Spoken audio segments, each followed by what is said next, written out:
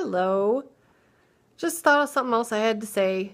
And it's really funny because I feel like this should be just beyond common knowledge, but I run into so many people that don't understand this very simple, basic concept that I thought maybe I would go ahead and describe it. So let's say you are friends with somebody and then you really enjoy their company and you guys have a good time together, and then they just stop contacting you. And you can't really figure out what's going on, and you're like, oh, a lot of people, their first inclination is obviously to be angry. How dare you stop contacting me? And a lot of that is unfortunately really sick because people think they own you, and that the minute you stop contacting them, that they have some sort of right over you, that you basically don't get to adhere to your own rights and you need to do whatever they want. Which I can understand in some respect because you're in a relationship together, and so you really should try to work at it. But what I don't see happen practically ever is the person who is being ignored going back and saying, hey, it sounds like you're really upset about something because we just haven't talked in a while. Is there something that I did that bothered you? If so, can we talk about it? Because I really would want to improve our relationship and make that better. You know what? I never see that happen. And honestly, that is the only thing that you should be doing. If you have a relationship with somebody and suddenly they don't want to talk to you anymore, they don't want to interact with you, you should be immediately asking yourself, have I done something that's offended them? Because that other person has feelings. I don't know why this is so hard to grasp for people, but the other person in the relationship that is not you also has feelings. And sometimes their feelings get hurt over things that you've done, and they don't want to talk to you. And in fact, continuing to talk to you increases their pain and their trauma. So they get out altogether and say, forget it. I'm not going to do this right now, And I mean, if somebody said, I don't want to talk to you right now, like, don't talk to me at all, you should obviously respect their boundaries and not talk to them until a later time. But if they haven't talked to you, it's because a lot of people don't know what to say, or they just realize there's a vague sense of trauma going on and of abuse, and they're not sure exactly what it is. They're not sure exactly what you're doing that's harming them because they've never really been taught to put into words their feelings, because every time they've had a feeling, they've been told, suck it up and take the abuse. They're now older, and they're done taking the abuse, because whatever happened usually was younger. They're older now, and they're done taking the abuse. Whatever you were doing, whatever crap you were doing to them that they never were able to talk to you about, and that's on both of you, of course, they're done with it now. They're done with it.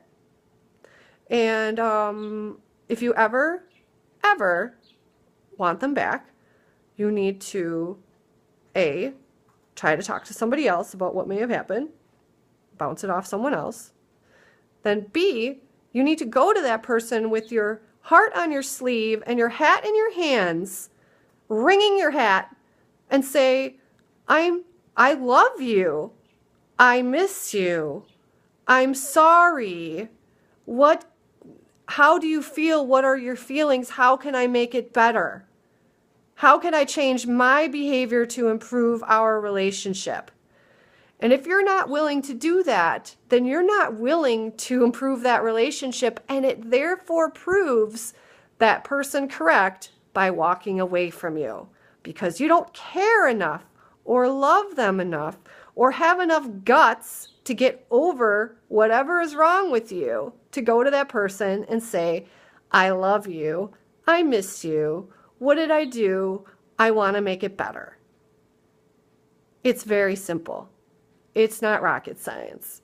It's gone on for millions and millions of years, but suddenly we are so selfish in this day and age that we do not say those things any longer. We don't even look at our own behavior as the cause of anything. Somebody walks away from us and we're like, fuck that asshole. And then we make up a million reasons. We do the sour grapes argument, right? Remember when the turtle went after the grapes and he couldn't get them, and finally he goes, well, those are sour grapes anyways. I don't want those grapes.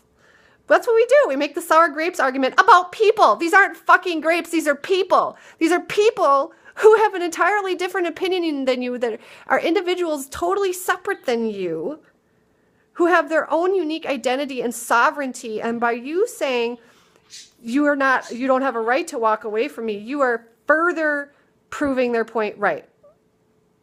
And it's exactly why they walked away.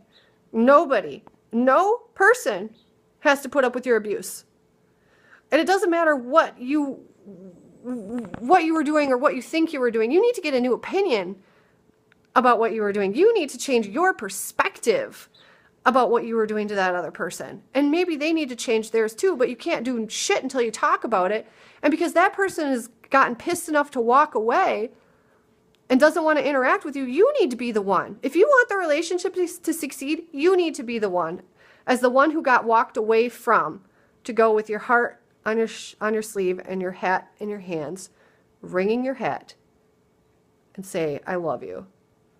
What have I done?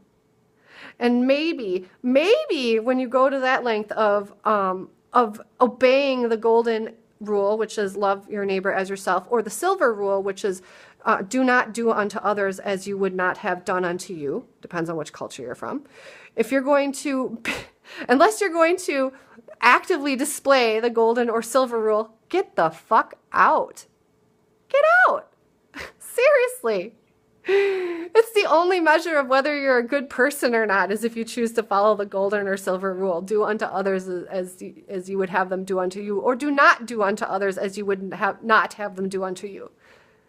That's it. That's it. That's all there is. And if you think that your pride is above your relationships, then you deserve everything you get.